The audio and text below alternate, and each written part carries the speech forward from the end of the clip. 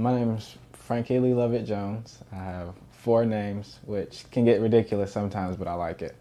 I'm 23. I live in Temple Terrace, which is pretty much Tampa, but it's like one street over. I work as a CNA at 2 nursing facilities, and I attend Kaiser University online. I work so much, so I have to do my work, whenever I can. I was born without part of my left arm from what I was told. Of course, I really don't know because I was adopted and my birth parents don't really know too much about it. It's just what they were told when they got me at the time. And ever since then, I received prosthetic limbs, which are made to match my right arm so that I'd look more natural. Growing up, I guess, was kind of hard because, you're a kid, you get made fun of and whatnot. But luckily, I was really good at jokes, so it really didn't affect me much.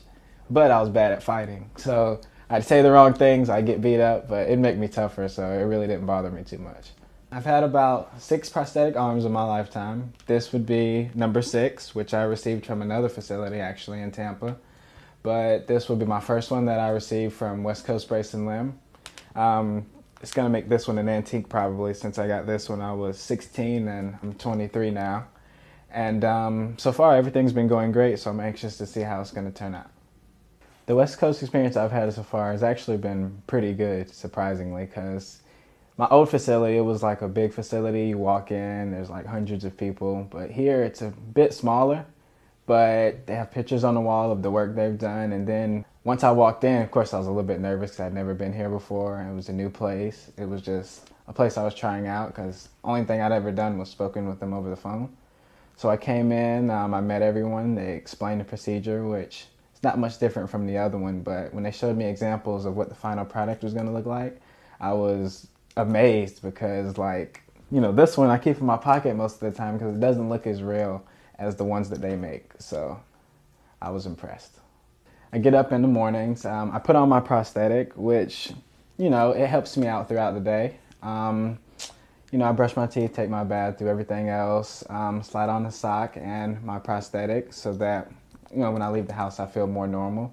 I have 2 jobs, so I usually go to them on a daily basis to where I'm in charge of taking care of a lot of patients.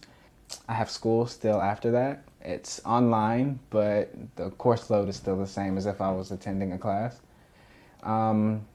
At work, my prosthetic comes in really handy because, I have to do a lot of lifting, I have to do a lot of carrying, turning people over.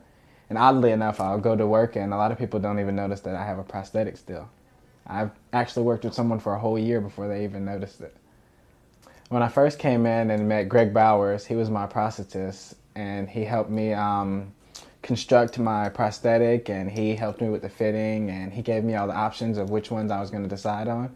It's not like they're just pushing something on you when you come in. You have complete control over what you receive and you can make your own decisions on what you get, and he just sits there and talks to you and describes to you what would fit best, what would wear well, and how it would help you more if you choose, whatever you decide. I didn't find out until later that he was actually the president of the company, which is surprising because most people don't even know what the president of companies even look like. So when they told me he was, I was like, well, I guess I'm getting red carpet treatment.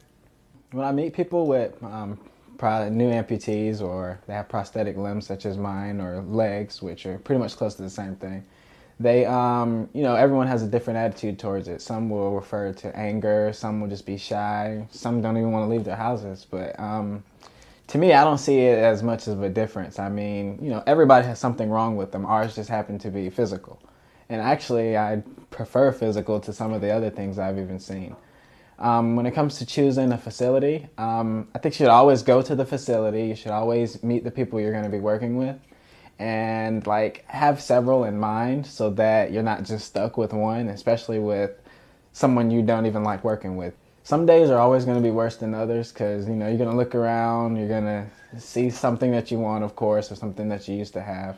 So, sometimes it'll get you down. But you can always focus on, the good parts of your life, maybe your family or the fact that you have a good job or a career that you're striving for. And if you focus on, where you want to go instead of what everyone else has, then you can get where you want to be and you'll be happier and your limb or prosthetic or however you lost it, none of that will matter later.